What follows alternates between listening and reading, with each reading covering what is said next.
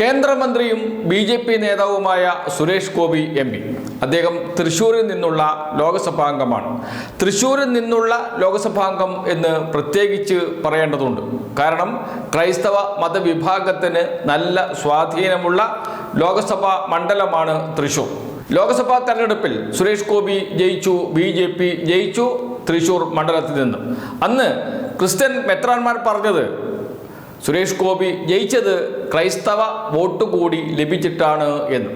കോൺഗ്രസിന് പരമ്പരാഗതമായി ലഭിച്ചുകൊണ്ടിരുന്ന ക്രൈസ്തവ വോട്ടുകൾ അങ്ങനെ തന്നെ ബി.ജെ.പിയിലേക്ക് കൂടുമാറിയിട്ടുണ്ട് എന്ന് എല്ലാവർക്കും വ്യക്തമാണ്.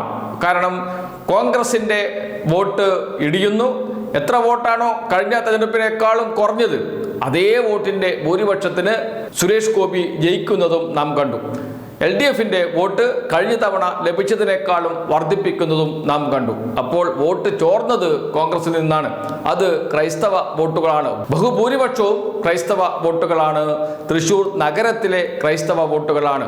തൃശ്ശൂർ മേയർ അടക്കമുള്ളവർ ഒരു മൃദു സമീപനം സുരേഷ് ഗോപിയോട് സ്വീകരിച്ചതൊക്കെ ആ ഘട്ടത്തിൽ വലിയ ചർച്ച ആയതുമാണ്.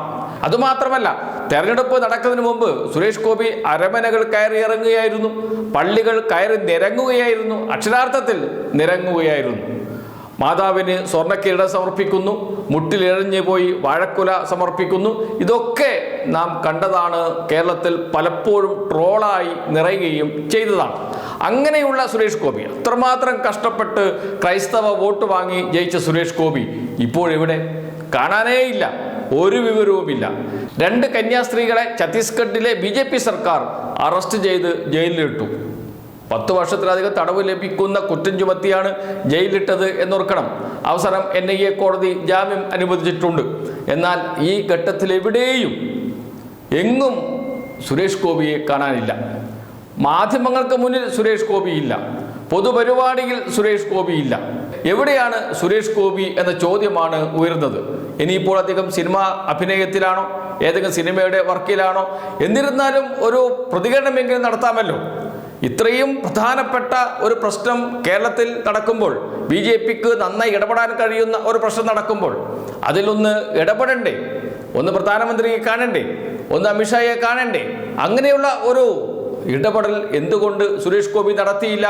അദ്ദേഹം വെറും സുരേഷ് ഗോപിയല്ല, രാജ്യസഭാംഗമല്ല, ലോക്സഭാംഗമാണ്. ജനങ്ങൾ വോട്ട് ചെയ്ത് വിജയിപ്പിച്ച ആളാണ്. തൃശ്ശൂരിലെ ലോക്സഭാംഗമാണ്.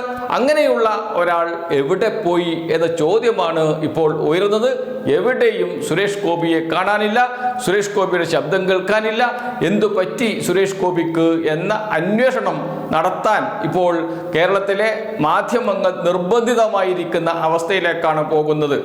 അതേസമയം മറ്റൊരു കേന്ദ്രമന്ത്രിയുണ്ട്, മലയാളിയാണ്, ജോർജ് കുര്യൻ.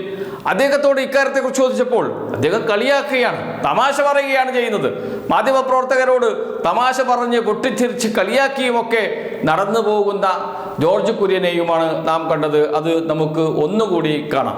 ഈ ക്രൈസ്തവ സഭാ നേതൃത്വവുമായി ബി.ജെ.പിയുടെ ബന്ധം ഊട്ടിയുറപ്പിക്കാൻ മുന്നിട്ട് ഇറങ്ങിയ നേതാവാണ് ബി.ജെ.പിക്ക്. വലിയ അല്ലാതെ എന്താ അതാണ് ചോദിച്ചത്. അപ്പൊ ഉണ്ണത് ഞാൻ ഊട്ടി ഉറപ്പിക്കാൻ അത് ഉണ്ണുകയല്ല, ഡൽഹിയിലൊക്കെ അതറിയാൻ മേലത്തുണ്ടാ. ഊട്ടുക എന്ന് പറഞ്ഞാൽ അറിയാം, ഭക്ഷണം കൊടുത്തിട്ട് ഉറപ്പിക്കുന്നതിനെ ഊട്ടി ഉറപ്പിക്കുക എന്ന് പറയാം. അങ്ങനെ അങ്ങനെ അങ്ങനെ നിങ്ങളത് അന്വേഷിച്ചോ? അതെ അതെ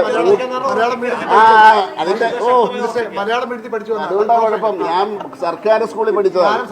അത് മലയാളം ശരിക്കും പഠിക്കണം. ഊട്ടി ഉറപ്പിക്കുക എന്നുള്ളത് അതൊന്ന് നിങ്ങൾ വിഭജിക്കുക. അല്ലല്ല, ഊട്ടുക എന്നുള്ള ഓർമ്മയുണ്ട് സാറേ. ആനയൂട്ട്, ആനയ്ക്ക് ഇത് കൊടുത്തിട്ട് ഇവരുണ്ടല്ലോ അതിന്റെ കൊണ്ടു നടക്കുന്നവര്, അവരാ സൗഹൃദം ഉറപ്പിക്കുന്നുണ്ട്. അതുകൊണ്ട് പിന്നെ മലയാളം അത് പോട്ടെ. ഇതാണ് കേരളത്തിലെ 2 കേന്ദ്രമന്ത്രിമാരുടെ സ്ഥിതി. ഒരാൾ ക്രൈസ്തവ മതവിഭാഗത്തിന്റെ വോട്ട് വാങ്ങി ജയിച്ച് പാർലമെന്റിലെത്തി, ലോക്സഭയിലെത്തി കേന്ദ്രമന്ത്രി ആയ ആൾ. മറ്റൊരാൾ ക്രൈസ്തവ സമൂഹത്തിൽ ജനിച്ച് വളർന്ന് ക്രൈസ്തവ സമൂഹത്തിന് വേണ്ടി നിലകൊള്ളുന്നു എന്നൊക്കെ പറയുന്ന കേന്ദ്രമന്ത്രി ജോർജ് കുര്യൻ. അദ്ദേഹം രാജ്യസഭാംഗമാണ്. ഈ 2 പേരും ഈ ഭാഗത്തേക്ക് തിരിഞ്ഞു നോക്കുന്നില്ല, ഈ പ്രശ്നത്തിൽ ഇടപെടുന്നില്ല. 2 മലയാളി കന്യാസ്ത്രീകളെ അറസ്റ്റ് ചെയ്ത് ജയിലിലടച്ച പ്രശ്നത്തിൽ ഇടപെടുന്നില്ല, ഒരക്ഷരം മിണ്ടുന്നില്ല. BJPയുടെ മറ്റു നേതാക്കൾ, കേന്ദ്രമന്ത്രിമാരൊക്കെ പ്രശ്നത്തിൽ ഇടപെടുന്നത് പോലെയെങ്കിലും ഒന്ന് ഇടപെടാൻ, ഒരു വാക്ക് പറയാൻ ഇവരാരും തയ്യാറാകാത്തത്, രണ്ടുപേരും തയ്യാറാകാത്തത് എന്തുകൊണ്ട് എന്ന ചോദ്യം കേരളീയ സമൂഹത്തിന് മുന്നിൽ ഇപ്പോൾ ഉയർന്നു നിൽക്കുന്നു. ഇന്നല്ലെങ്കിൽ നാളെ സുരേഷ് ഗോപി അതിന് മറുപടി പറയുക തന്നെ വേണ്ടിവരും.